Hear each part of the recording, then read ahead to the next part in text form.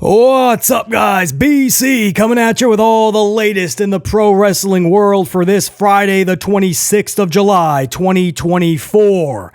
A lot of talk this week about Bobby Lashley and MVP leaving WWE when their contracts expire, which is right after SummerSlam. And a lot of talk about WWE letting them walk. Even some word that Bobby Lashley received a contract, but it was pretty much a slap in the face, so Lashley rejected it. But either way, Lashley and MVP leaving WWE within the next 2 weeks. So recently, Hearst Helmsley was asked about this, the status of MVP and Bobby Lashley. Any news on their contract negotiations, if any? Hearst Helmsley says, and I quote, "No." He just says no, flat out no. He goes on to say, just like any business or company, we hire talents, contracts run out, and we release talents. It's always an ongoing thing. It sounds like Hearst Helmsley is just talking about Bobby Lashley as if he's just another spoke on the wheel. And I think that's the biggest issue with Lashley. And if we find out that he did indeed reject an offer from WWE, thought it was a slap in the face, it's probably because he knows the company looks at him as expendable, just another spoke on the wheel, when he knows he should be and could be a lot more to that company. And he's just never really given that consistent opportunity. So Helmsley just straight out says, in response to Lashley and MVP, we hire talents, and we release talents. Contracts run out. That's all I can tell you. Just basically sounds like he's in no rush to sign Bobby Lashley, or there's no need to keep a Bobby Lashley. And while that is true, it's not a need. A lot of fans especially are just in awe that you can have somebody like Bobby Lashley and misuse them for as long as that company has. Two different people running creative, too. Vincent Kennedy McMahon and Hearst Helmsley. Both criminally misused this dude. Vince McMahon ended the Hurt business way too soon. And then when MVP several times tried to get Hearst Helmsley to give the Hurt business one more chance under Helmsley, Helmsley refused. Just didn't see any value in him. So Bobby Lashley, it looks like he is going to walk. MVP is going to walk with him. Shelton was already released this past year. And then it just remains Cedric as the final member of Hurt Business still in WWE. You got to believe that his days in that company probably numbered. And then at that point, it just becomes the discussion. Hurt Business to AEW? Hurt Business to TNA? Do you even put them together? I think MVP and Bobby Lashley absolutely have a long run ahead of them together. And Bobby does need that mouthpiece. He'll do the rest. But putting all of them together, do you add Shelton? In the future, do you add Cedric? I just feel the Hurt Business was cut way too short. If we can revitalize them one more time, if done correctly, I wouldn't mind them in AEW. But it would have to be done correctly. Otherwise, absolutely, TNA is the best fit. It's just a much smaller pond, right? AEW, you really would like to showcase Hurt Business. But if Tony Khan, which he does, he has way too many talents, are they going to get the time that they would need and the care that they deserve? Because something like the Hurt Business, giving it one more go, would need a lot of time and energy put into it. And if Tony Khan doesn't have that time or energy, then just do it one more time in TNA. And that's an interesting concept. Because then, because of their relationship with the WWE, especially NXT, you could see the Hurt Business taking out NXT individuals in the next few months. Isn't that wild of a concept, right? If you go to TNA these days, you could wind up in a WWE ring. So it just becomes, if the Hurt Business gets back together, if the band reunites one more time, where do you guys really want to see them? Would they fit best in AEW or TNA? Even though TNA is a much smaller pond, maybe they'd be utilized better. AEW is the bigger pond, maybe they'd be utilized Maybe not as bad as in WWE, but I mean, we've seen a lot of individuals go to AEW and they just fall to the wayside. A lot of us, most of us thought Malachi Black would have been much farther along right now. And I'm talking singly, let alone this trios thing he's been a part of for years. But singly, we thought Keith Lee would be so much more. Now, he's had some health issues as well, just like Adam Cole. Unfortunately, Adam Cole has had a lot of mishaps along the way, health-wise. But there's been a lot of individuals we thought would be much more farther along, and unfortunately, they hit a brick wall when they get over there. And it's not. The grass isn't necessarily greener on the other side. Interesting, man. I just feel the Hurt Business has one more go in them, or at least they should have one more chance to be a unit and cause that destruction. We'll see. AEW, TNA, or maybe it just doesn't happen, but it looks like their days in WWE is done. Hunter Hearst Helmsley says straight out, we hire talent and we release talent.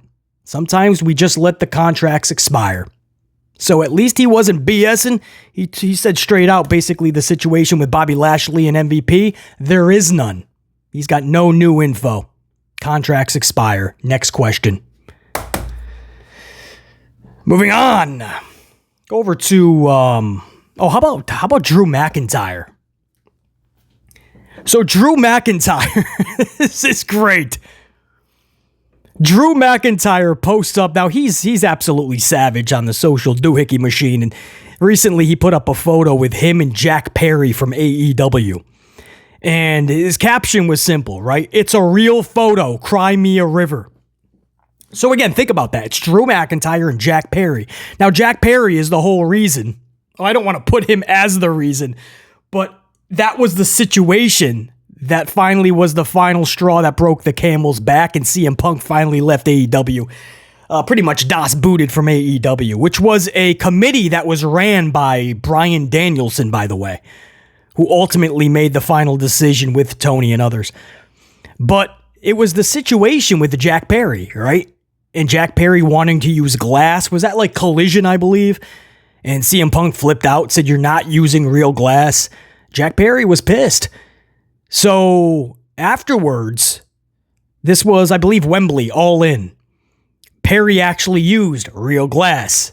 Punk got really pissed off before his match, went up to Perry. Perry said, cry me a river.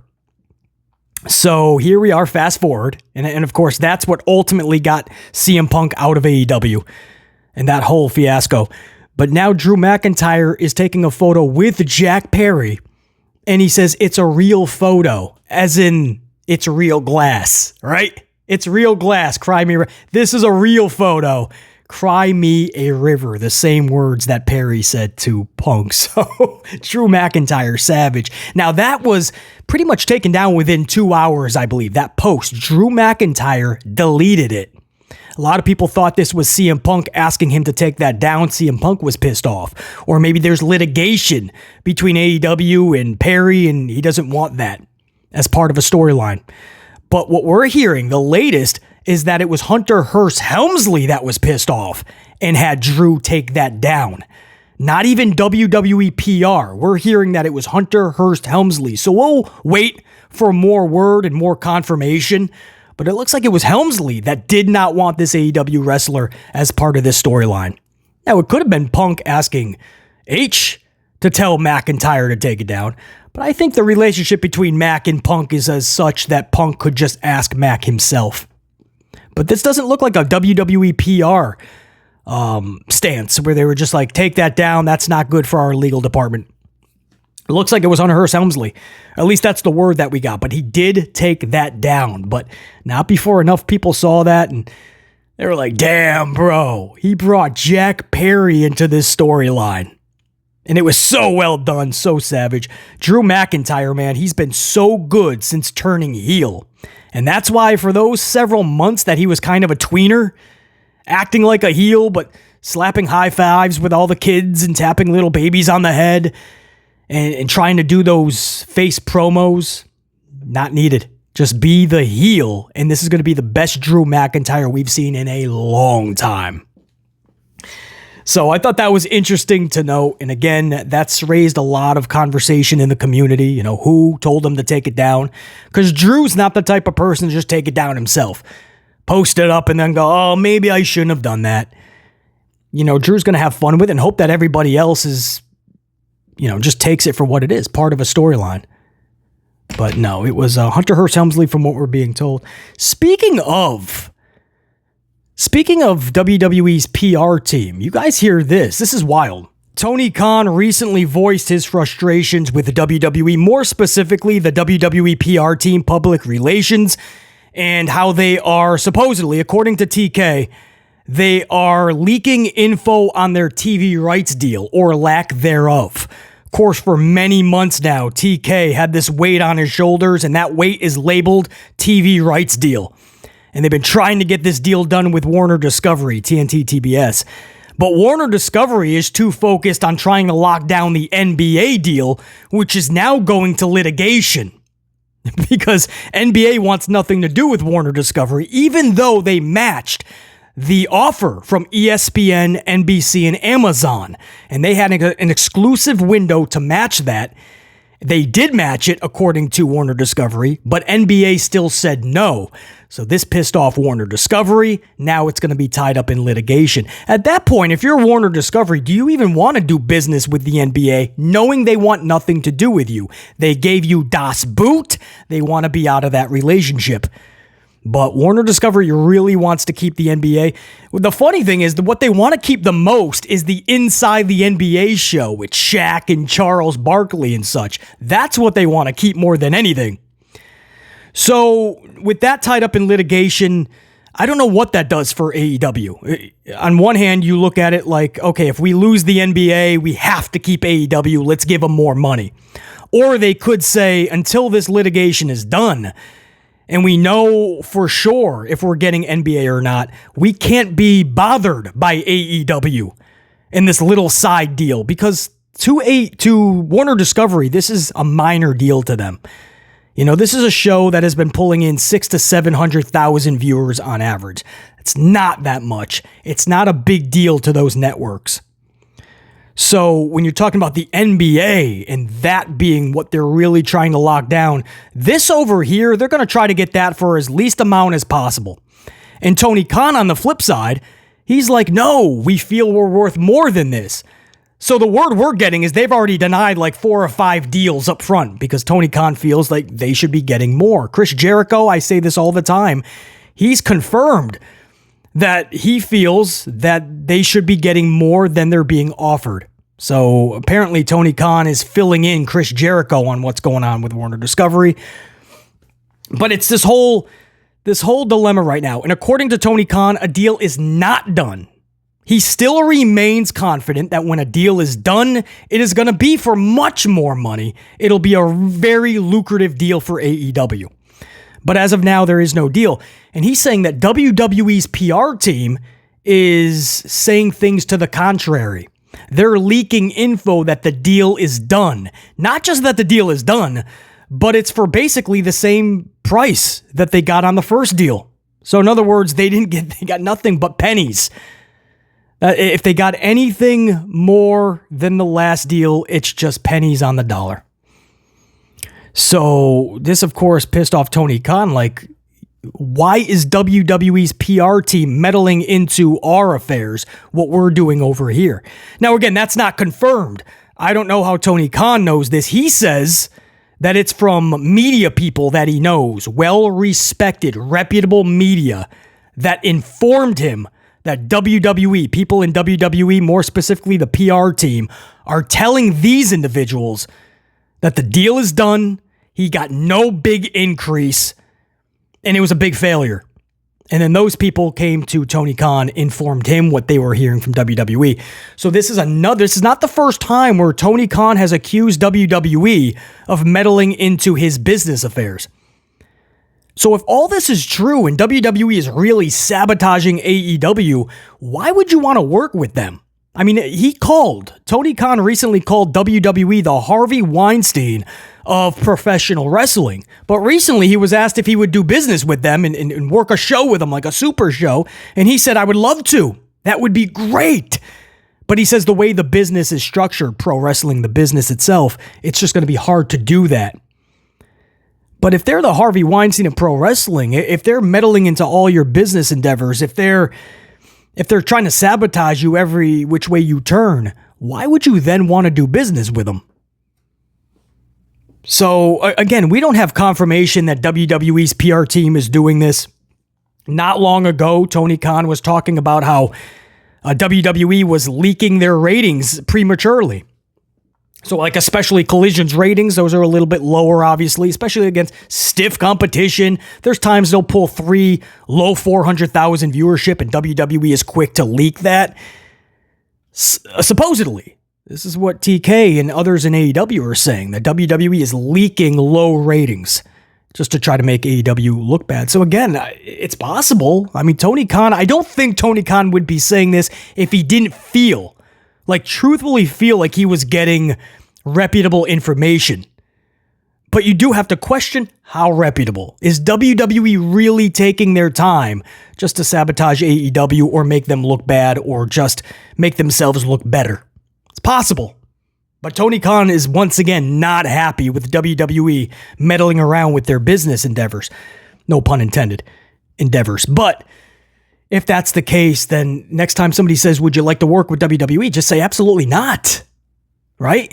The way they're operating their business, what they've done to us, absolutely not. We're going to keep doing what we do, and one day we hope to kick their butt.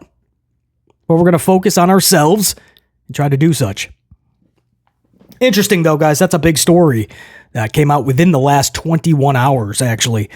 Tony Khan blaming WWE, more specifically their PR team, for leaking info or lack thereof on their TV deal. Wild. Speaking of AEW, I have the Dynamite rating for you guys. This was part of the ratings that I didn't have yesterday. NXT went up about 23,633 from 610 last week. Monday Night Raw went up to a 1.7 from 1.6 last week. Still, they cannot pop a good rating, and they're going into SummerSlam next Saturday. So Monday Night Raw continues to struggle. So AEW Dynamite this week pulled 780 some odd thousand. I don't have the exact number, so I am going to say some odd. 780 some odd from last week's 790 some odd. That means they lost roughly 10,000 viewers from last week. The good news, not a big drop off at all. The bad news, it is a drop off. And of course, this was a heavily promoted event/match, blood and guts. And I'm sure when Tony Khan saw the rating last week and it said 790 some odd thousand, he thought with this heavily promoted Dynamite this week, finally, they were going to eclipse 800,000 viewers. This is a goal they have not clinched in months. And this week, they were finally going to achieve 800,000 plus. So when he looked at the ratings this week after Blood and Guts and saw that they lost viewers, I'm sure that did not make Tony Khan happy. And whether you like AEW or not, that's your prerogative. You gotta feel bad for the dude a little bit. I mean, he probably felt he did everything right this week, and maybe he did. BC was not able to catch this episode, at least not as of yet. But maybe he did do so much right. I mean, whether you like that Blood and Guts match or not, it's being heavily talked about. I feel like I've already witnessed it with all that I'm hearing about it. But then you look at the viewership and they lost viewers. So, they still have not clinched 800,000 now in months. It's been, over 3 months now, I believe? Something like that, or it's leading toward that. And now it looks like they're once again going backwards. So, that's their rating this week. A lot of people were excited to finally see them get past 800 and hopefully keep that consistent momentum. Instead, this week with Blood and Guts, they actually went backwards. And then let's talk, before we take off, let's talk SmackDown, which by the time you guys catch this, it's a few hours from now, or maybe you're watching this instead of SmackDown because it is taped. WWE is in Japan for a little mini tour this weekend. Osaka, Tokyo, you name it. They're in Japan, mini tour. So they taped this week's SmackDown last week. So I already went over the spoilers in a live stream with you guys, but real quick, if you were not able to catch that live stream, I will go over them again right now with you guys. This is the spoilers part of the upload. So if you don't want to hear what's happening on SmackDown tonight, earmuffs or take off, come back for the next upload. Salute. I appreciate you guys. We'll rock out. Smash that up on your way out if you haven't already, please. Help out that algorithm. Let BC know you are fully amplified. If you don't mind listening to the spoilers, maybe you've already heard them the first time when we were live, or you just want to talk about it again with BC, let's go over it. This is what's going to happen on tonight's SmackDown 726, a taped show from last Friday. Bianca Belair and Jade Cargill will start the show in a back-and-forth promo with Alba and Isla. Belair and Cargill will drop the champions, and it looks like we're just headed toward a hot potato with the championships around SummerSlam. And it looks like Bianca and Jade will just get them back. But your champions get dropped by Bianca and Jade tonight. Also, LA Knight will defeat Santos Escobar. Post-match, Logan Paul drops Knight. Grayson Waller and Austin Theory with an in-ring promo. Local boxing talent Terrence Crawford is on hand. Crawford knocks out Austin Theory. Okay, not sure what that does for Theory and then the former champions, Theory and Waller, but Crawford has this big boxing fight coming up. It's being heavily promoted by, is it Peacock? One of them is heavily, and isn't that the same night as SummerSlam? So it's very awkward. They're promoting this fight the same night that they're promoting their own event, SummerSlam. This makes no sense. And then they're bringing in Crawford to beat up their own talent. None of this makes sense, but that's what they booked tonight. That's what Hunter Hearst Helmsley is booking for tonight.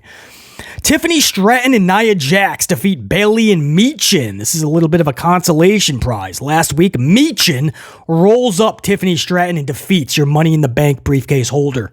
So this week, in a nonsensical tag match, she gets a little bit of that revenge. Tiffany and Nia defeat Bayley and Michin tonight.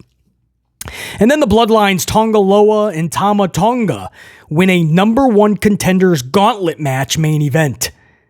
So if you have to get tag team number one contenders, how do you do it? You always have a stupid battle royal or a redundant gauntlet match or a weird tournament. This is no different. No thought was put into this. Just put all the tag teams in one match and one tag team will come out as the number one contenders. So Hunter Hearst Helmsley has to work very minimal at this. So Baron Corbin and Apollo Crews defeat LDF to start it off. Then the Street Profits defeat Corbin and Crews. Profits then defeat the OC. Profits then defeat Pretty Deadly. And then Loa and Tonga enter last and they defeat the Profits. And this is 8 days away from SummerSlam tonight. So it looks like the show is once again going to end with the Bloodline probably holding up ones. You know, and then now Loa, Tonga Loa, and Tama Tonga are going to become tag title holders. So every week for the last month plus, the show's been ending with the Bloodline holding up their ones. It is redundant. Fans are getting old to it, right? It's becoming stale, but I get what they're doing. They want to put this image in the air that the Bloodline is controlling SmackDown so that when Roman comes back, the pop, the feeling is to a whole nother stratosphere. I just hope it pays off, because every week just watching the bootleg Bloodline hold up the ones, it's getting a little bit beyond redundant. Guys, that's what I got for you. BC coming at you with all the latest in the pro wrestling world. I appreciate you big time. Until next time, and there will be that next time. Top guys, we're going to be out. BC in the unit, we're going to say check you.